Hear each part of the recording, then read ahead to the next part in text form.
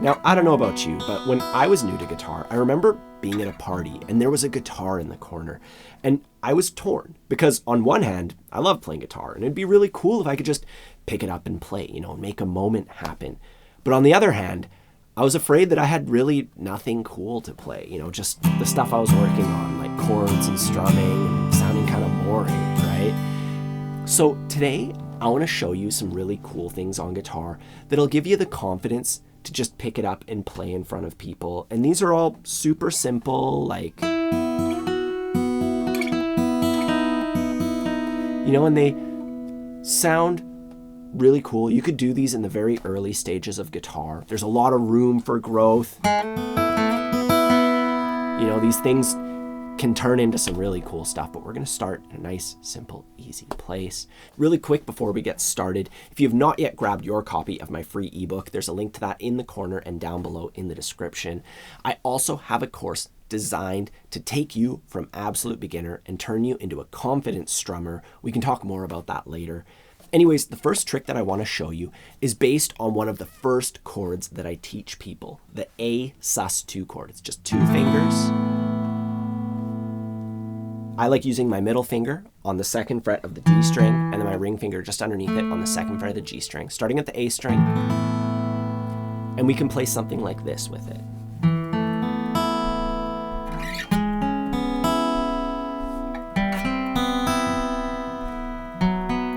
Amp it up a little bit.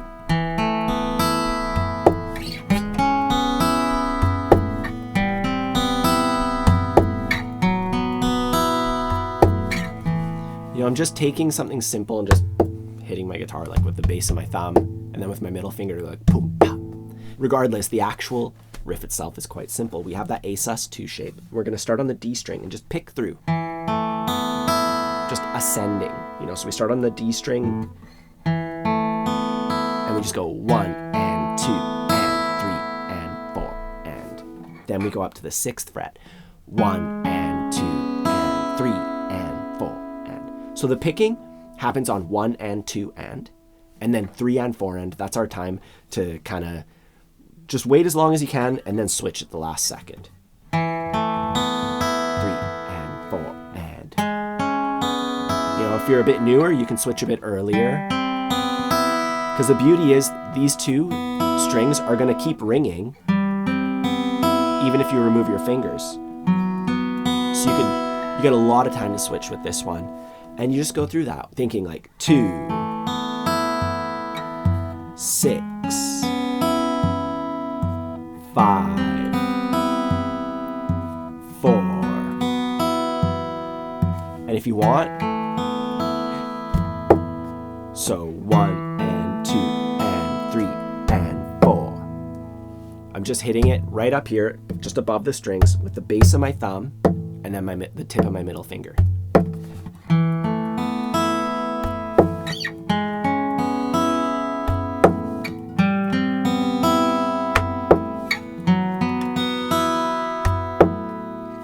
And on one hand, when we break that down, it's really simple. You're just kind of following the frets.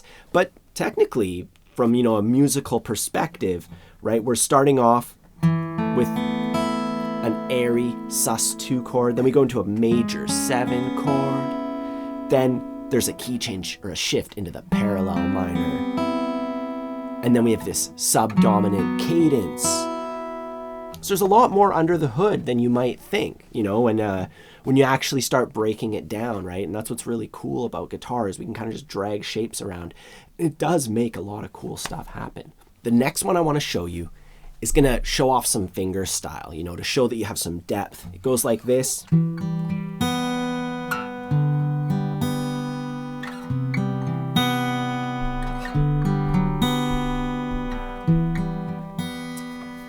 As far as the shapes are concerned, you do have to learn how to curl your fingers. This is actually a really good exercise.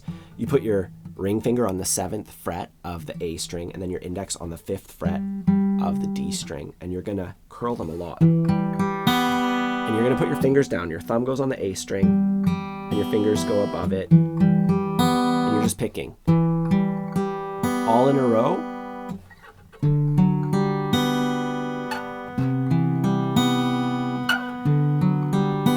that sounds great going all in a row, or you can change it up. You can go thumb, middle, index, ring.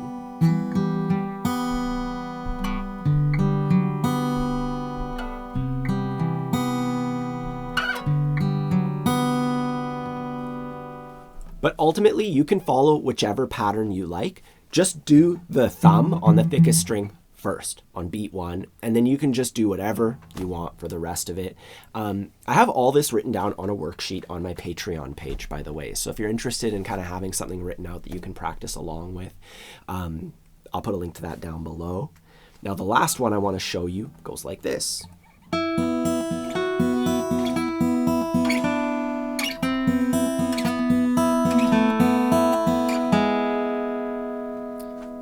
And for this one, we're just playing a single note.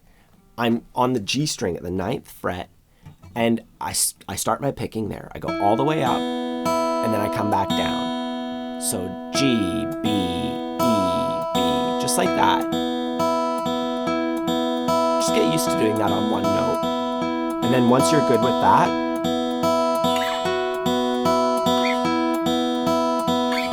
you can kind of bring your finger anywhere on the fretboard. You know, if you hit different notes, it's going to change the key, obviously, but it kind of all works somehow. You know, like here I'll go like 9, 11, 9, and then 7.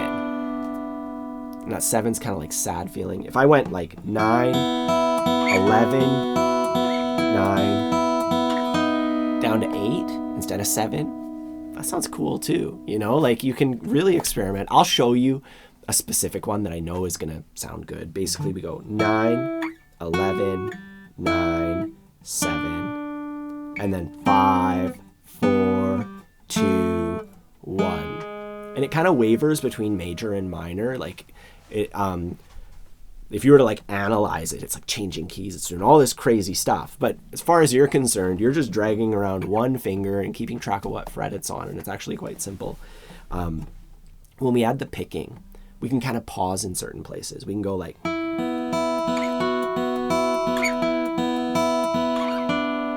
just pause on that 7. Don't, you know, continue the picking. Just play the 7, let it breathe.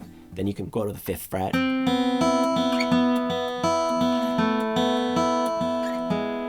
just let that one breathe. You know, so we add the picking to 3 of them, and then on the last one we just play the movable note and just let it ring out, you know, and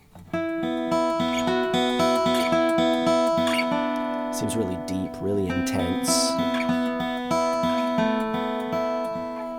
Has that major finish, even though you think it's going to land minor. You think